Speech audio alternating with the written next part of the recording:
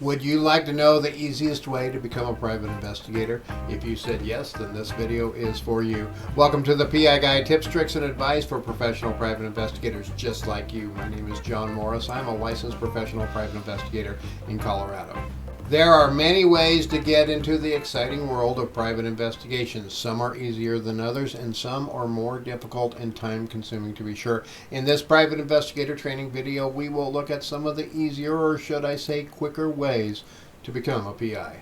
No matter the circumstances, regardless of how easy it is, you need to make sure when you become a private investigator, you do it by the book and follow all laws and regulations out there that pertain to where you live. Now, here in the United States, there are no federal mandates, there are no federal laws, and there are not any federal regulations that pertain directly to being a private investigator or becoming a private investigator. However, there's always a however, isn't there? Most states have some laws on the books already that pertain directly to private investigations industry. In fact, most states have licensing laws in place for private investigators, and those laws differ greatly among the states. So the first thing you need to do if you are considering becoming a private investigator is check out your state's PI licensing requirements, and I am making that pretty easy for you. Just head over to the PI Guy's official webpage, freeprivateinvestigatortraining.com. On my site, in the White Pages section, I have a list of all of the states that require PI licensing, and get this, a link for each state that goes directly to their private investigator licensing laws. Now, I get asked how easy it is to become a PI often. I mean a lot, folks. And recently, one of my great viewers here on the PI Guy channel, Su Amigo El Illegal, asked me this. Hey, how does this work? A guy I know asked me if I wanted to do surveillance. He has a company and stuff. So he said it's pretty easy. You have to just take pics and video and we'll pay $20 an hour. Is that how this works? They hire just newbies and ask them to go get evidence? Great question indeed, and thank you so much, Su Amigo El Illegal. I really do appreciate it. Let's dig into his question a little deeper here. Many times, word of mouth or through a friend actually is how people get into the world of being a private investigator. There are a lot, and I mean a lot, of private investigation firms out there that do bulk surveillance work for insurance companies. Most of this work is for workers' comp cases, as well as what is referred to as slip and fall cases and other personal injury type cases. In fact, when I got started as a PI in Colorado, that is what I cut my teeth on, workers' comp surveillance, day in and day out. Many of these companies do hire friends of friends, but there are also other avenues to finding these companies. For those of you that do not have a friend already working in the PI industry in your area, we will discuss those in just a moment, so hang on. It is actually pretty darn easy to get in at this level, folks. Now, there are usually some other minor complications or considerations if you start off at this level. So let's go over them really quick. Surveillance requires that you have at least some basic equipment. If you head over to my free private investigator training website, you will also see a page there for all of the PI Guy surveillance equipment and gear. You can see all or many of the gadgets that I use on a regular basis. But wait, you don't need all of those things. Nope, you only really need a few things to get started, folks, and many times you can get even used equipment at a discount to get into the game as a private investigator. Now, sometimes the PI firm who hires you will supply some basic things to get you started. Hopefully, the first thing they supply you with is some training. But you know what? Most don't, or they provide very little. In fact, I know some are just sending newbies to the PI Guy channel. And that is fine by me, folks. That is why I created this channel, to help out the PI industry and all of the folks out there wanting to get into this business. In fact, I have an entire playlist on this channel dedicated to free surveillance training videos just for private investigators. The next thing you need to have, of course, before you ever do a minute of surveillance is your PI license. The firm that is hiring you should be able to direct you on how to go about that. And many times, new PIs work under a private investigation company's license. Okay, what equipment do you need for surveillance, you ask? Great question. Let's jump into the nitty-gritty details of what you will need, equipment-wise, to be a surveillance investigator. The first thing you need is a good camera. This does not have to be an expensive camera. This does not have to be a camera that produces Hollywood production-style video. Your first surveillance camera should be all of these things. It should do at least 1080p video. In many cases, 720p will work too. It should be small enough to stick in your pocket in case you need to go on foot surveillance. Your first camera should also be easy to operate with a short learning curve, and it should be affordable. Don't go broke buying your first surveillance camera, folks. Now I have a link below to all of my gear, and you can check out the actual camera I use. It is affordable, small, and easy to operate, and it shoots 1080p video. Next, you need a good surveillance vehicle. Now wait, hang on, don't give up with this one. Just about any vehicle you have will make a good surveillance vehicle to get started. You don't need to go out and buy a new vehicle just for surveillance. Your surveillance vehicle just needs a few things to make it a good surveillance vehicle. Like, it needs to be reliable. The rest doesn't really matter if your vehicle cannot get you to and from the work site and it doesn't start when you need to go mobile. The second thing your surveillance vehicle should have, but is not necessary all of the time, is tinted side windows. I have seen many PIs that do not tint their windows or only tint their back windows. Tinting only the back windows makes the car look much less like a surveillance vehicle. Depending on the climate in your area though, like here in Colorado as well, Arizona, Texas, New Mexico, places like that, where we get a lot of very hot sunny days, most cars have some level of tinting. The tinting helps keep you cooler and helps keep you hidden, folks. You will spend a great deal of time inside your car and most likely a lot of that in the back seat. But hang on. Don't go overboard on the tinting. Only go as dark as the law allows, or if there are no laws in your state that limit window tinting on vehicles, go as dark as factory spec. The window tinter will know what is best for safety and be able to make recommendations too.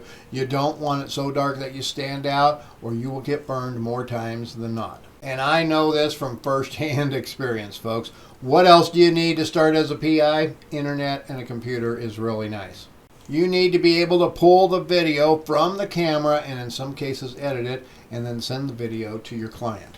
You will also most likely need to write some reports and email those to your client, and of course get the cases from your client. I know some PIs who have used free systems for this when getting started, like your local library. Now, you probably shouldn't write reports and edit your video on their systems, but you could use their systems to read emails, print emails, and even send reports and video if you can store it on a good thumb drive.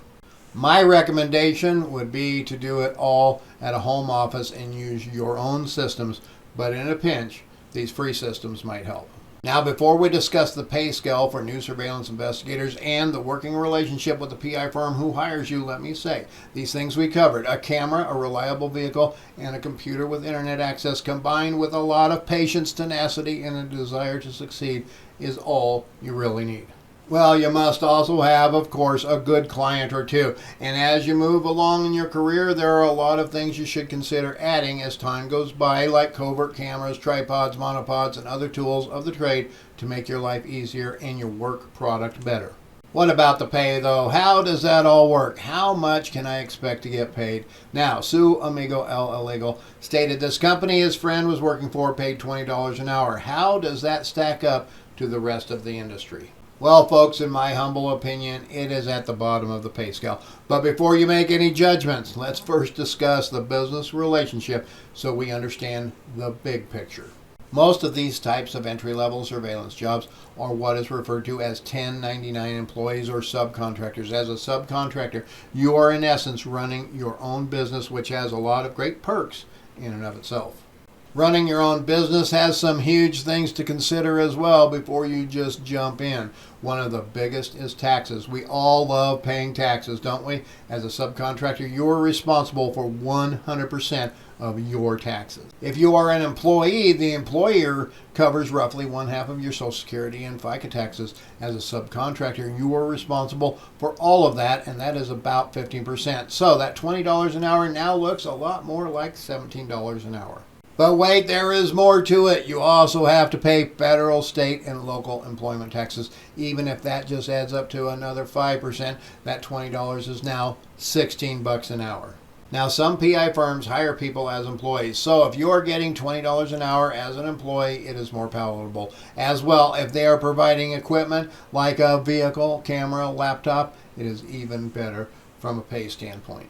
Another huge consideration regarding pay you should ask the PI firm is, when will I get a raise? What has to happen for me to get an increase in my hourly pay? You see, the PI firm is charging somewhere between, let's say, $65 an hour and $95 an hour for your work. So if you get paid $20 an hour, they're getting $45 to $75 an hour for every hour that you are out there working. And you know what? That is fine. They have the right to make money too. But it should also mean you get some set raises with performance metrics. I know some PI firms that have surveillance investigators they hired 10 or more years ago at $25 an hour, and some even less an hour, and they are still paying them the same rate. To me, this is unconscionable. They are probably getting a much better work product based on all those years of experience, and they have given little to no increase to help the PI out. They just take advantage of them. And what is worse, some even say they can't get raises because they don't get raises. And I know from experience that most insurance companies do evaluate their pay scales periodically and do some rate increases for vendors from time to time. So make sure you know what you're getting into when you strike the deal. You will most likely have to sign a contract too. Whatever agreements you come up with, make sure they are in that contract. I am not done here, folks. Here are even more huge considerations when you become a subcontractor. Do they pay your travel time? This is huge, folks. If it takes you an hour to drive to the job and an hour to drive home, that is a 10-hour day, not an 8-hour day. And if they don't pay your travel time, well, that $20 an hour, which got dwindled down to $16 because of taxes, is now really more like $13 an hour. But that ain't all. What about video editing time and report writing time? Are they going to pay for that time? Let's assume that is another 2 hours. Now you're $20 an hour after taxes, after travel, after report writing, and video editing time is now less than $11 an hour. And wait, there's one more huge thing. Mileage. Do they pay mileage? Travel time covers your time in the car. Mileage covers wear and tear and upkeep for your vehicle. If they don't pay that, now you're maybe at $10 or less an hour. Now that you have a good picture of what being a subcontract surveillance investigator is, let's discuss avenues of entry into the PI industry. You may have a friend who knows someone who does it, or even a friend who does it themselves. This is a great way to get in, as referral entry helps a lot. But if you don't have a friend who knows anyone, what do you do? Well, you can get on the old internet and start searching for Surveillance Private Investigators. Check out their website. If they list workers' comp, slip and fall, personal injury, and other similar surveillance work, give them a call and see if they're looking to put on any new surveillance investigators. If you can't find any that way, another simple and easy way is to check Craigslist or any free job posting sites. I have used Craigslist a lot in the past to get new and experienced surveillance investigators. Many times the firms that are looking for entry-level people will post there too because it reaches an audience that is looking for a job. Hey, here are 2 more videos that I made just for you. Remember, folks, remember, stay safe out there.